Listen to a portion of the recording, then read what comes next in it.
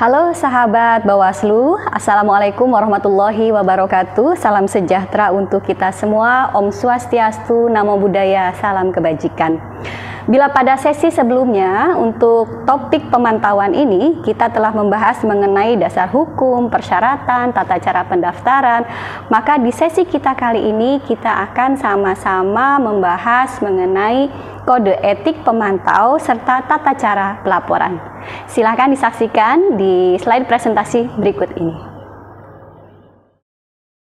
Kali ini kita akan membahas dua subtopik, yaitu kode etik pemantau pemilu dan tata cara pelaporan. Untuk kode etik pemantau pemilu, apa yang akan kita bahas? Kita akan membahas pertama definisi, tujuan, dan yang terakhir adalah prinsip-prinsip dasar etik yang wajib dilaksanakan oleh pemantau pemilu. Apa sih artinya dari kode etik tersebut? Jadi kalau menurut KBBI Daring atau Kamus Besar Bahasa Indonesia Daring, kode etik itu adalah norma dan asas yang diterima oleh kelompok tertentu sebagai landasan tingkah laku. Siapa kelompok tertentu tersebut?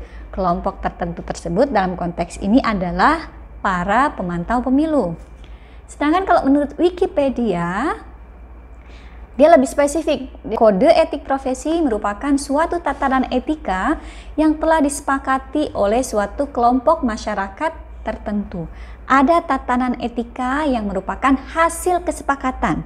Ini lebih spesifik lagi, hasil kesepakatan siapa? Kelompok masyarakat tertentu. Dalam konteks ini adalah antara penyelenggara pemilu dengan pemantau pemilu. Tujuannya apa sih? Tujuan kode etik ini ada gitu.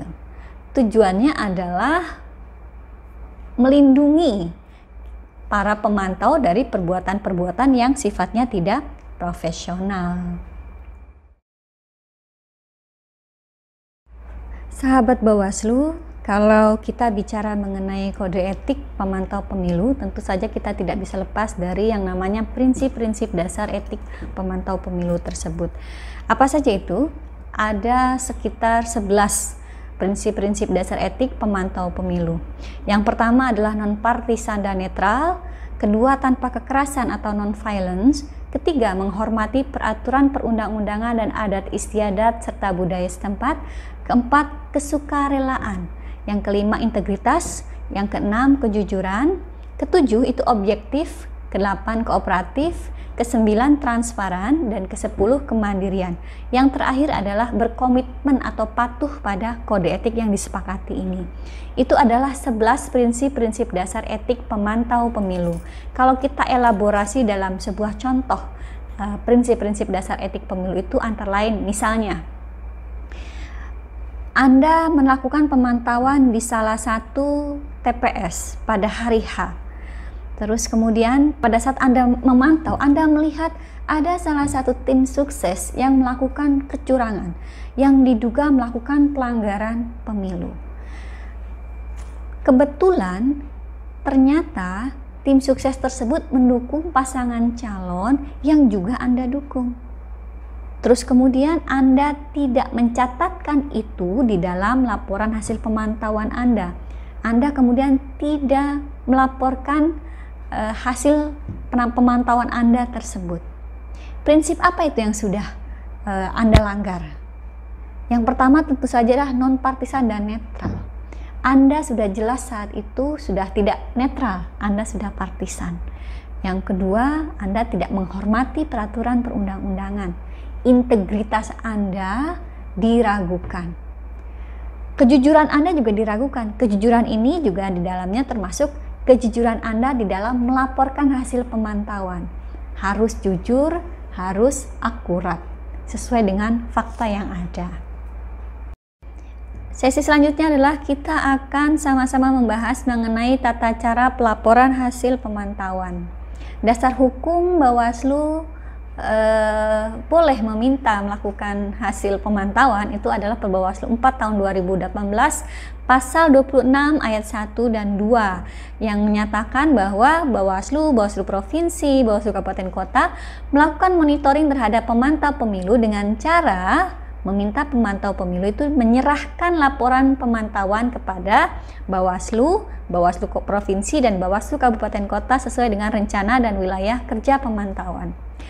Di ayat selanjutnya lebih spesifik dijelaskan bahwa laporan hasil pemantauan tersebut dapat dipublikasikan di website Bawaslu.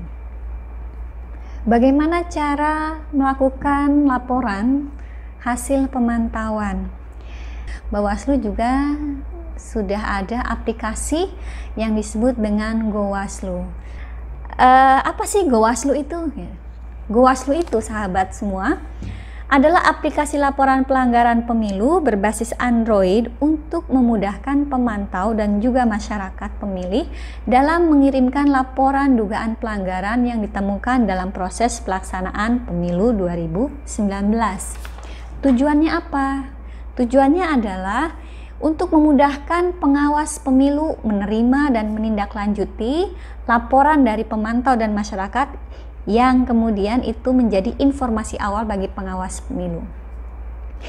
Yang selanjutnya adalah mewujudkan kolaborasi antara pengawas pemilu dan masyarakat pemilih dalam meningkatkan keberanian dan melakukan pelaporan pelanggaran pemilu. Yang selanjutnya, yang ketiga, tujuannya terlaksananya keterbukaan informasi publik terkait hasil pengawasan secara cepat dan berkelanjutan. Bagaimana cara menggunakan GoWaslu? Caranya pertama adalah unduh dan install aplikasi. Aplikasi GoWaslu diunduh dengan membuka menu Play Store dalam perangkat berbasis Android. Ini kita bisa lihat di tayangan slide presentasi berikut ini.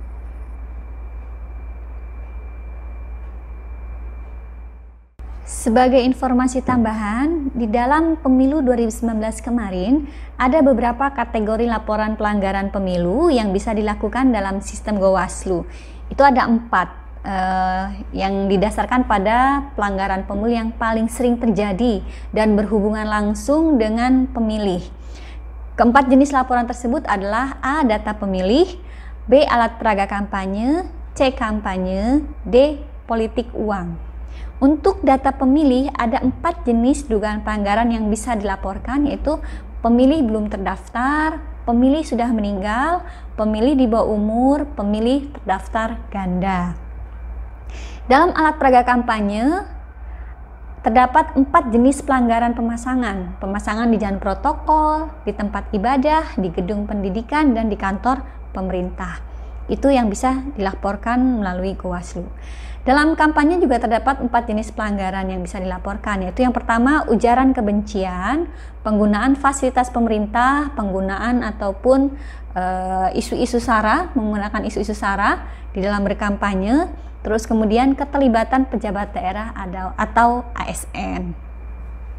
Dalam politik uang terdapat penjelasan informasi praktik politik uang dengan mencantumkan nama pemberinya siapa, penerimanya siapa, jumlah nominalnya siapa gitu. Jadi itu adalah beberapa kategori yang bisa laporan pelanggaran yang bisa dilaporkan di GoWaslu di pemilu kemarin. Selain tadi kita bahas tata cara melaporkan dugaan pelanggaran melalui GoWaslu untuk pemilu, di sini kita juga akan membahas bagaimana melaporkan dugaan pelanggaran melalui GoWaslu di pemilihan atau pilkada serentak ini. Silahkan disimak di slide presentasi berikut. Nah, bagaimana sahabat Bawaslu? Apakah materi tadi sudah cukup sedikit memberikan tambahan pengetahuan mengenai pemantauan, khususnya untuk kode etik pemantau dan juga tata cara pelaporan? Apabila masih kurang, nanti kita bisa diskusikan di sesi-sesi selanjutnya.